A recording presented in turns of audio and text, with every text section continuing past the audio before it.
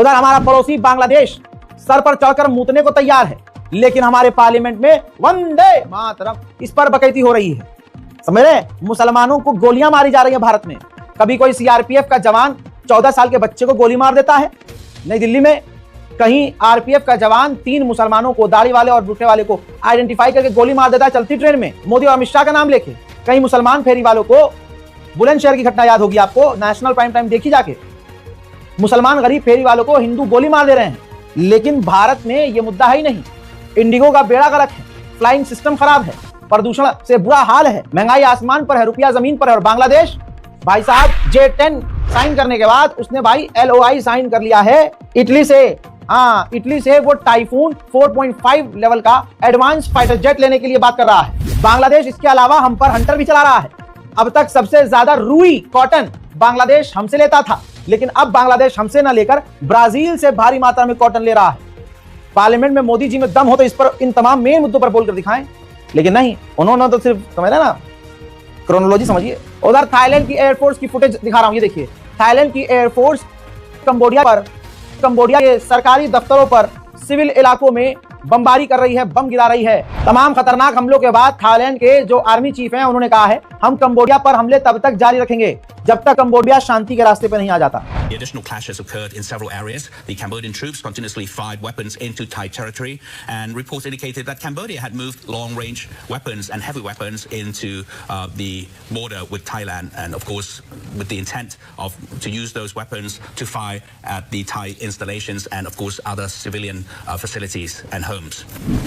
इसके बाद कंबोडिया की कमांडर का बयान आया है कि थाईलैंड के हमले में 7 सिविलियन मारे गए हैं, 20 लोग घायल हैं। जानकारी ये आ रही है कि कंबोडिया के हमले में थाईलैंड के 3 जवान मारे गए हैं। दोस्तों, थाईलैंड ने कंबोडिया के कई बॉर्डर के गांवों पर कब्जा करके झंडा लहरा दिया है। सबूत ये है।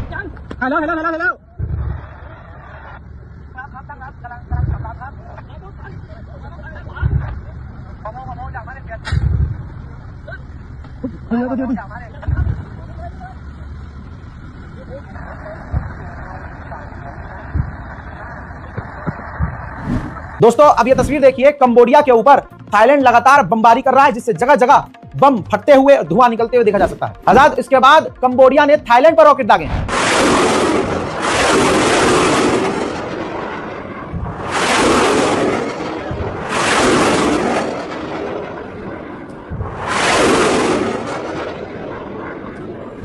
उसके बाद दोस्तों अमेरिका कूद गया बीच में। अमेरिका ने कहा है कि दोनों देश तुरंत बातचीत के रास्ते पर आए। हजरत मोहतरम, साउथ कोरिया के करीब चाइना ने और रूस ने मिलकर अपने परमाणु बॉम्बर उड़ाए और फिर साउथ कोरिया के एयर स्पेस में घुसा दिया।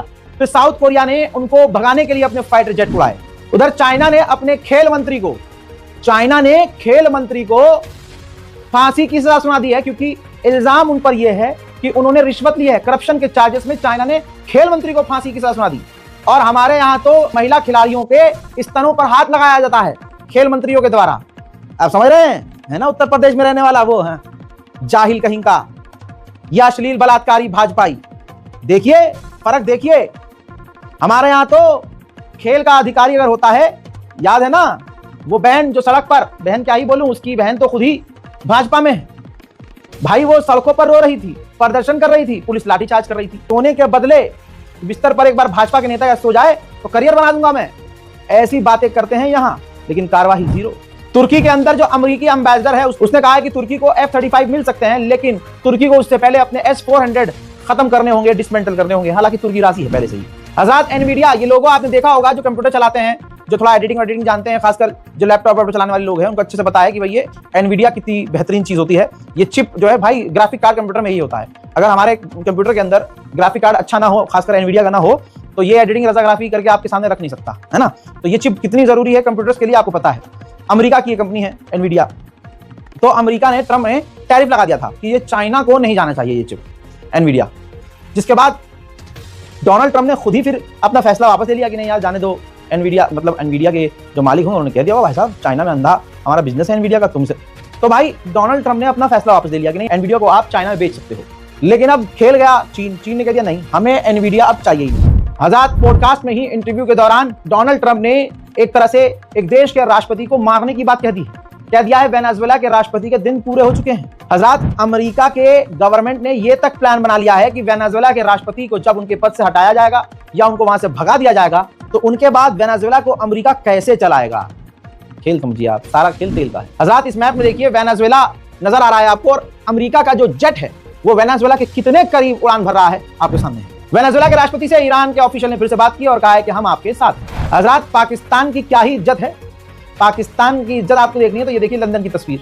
लंदन में पाकिस्तान के इंटीरियर मिनिस्टर की गाड़ी को लंदन की पुलिस ने रोककर चेक किया कि इसके अंदर कोई बम तो नहीं है।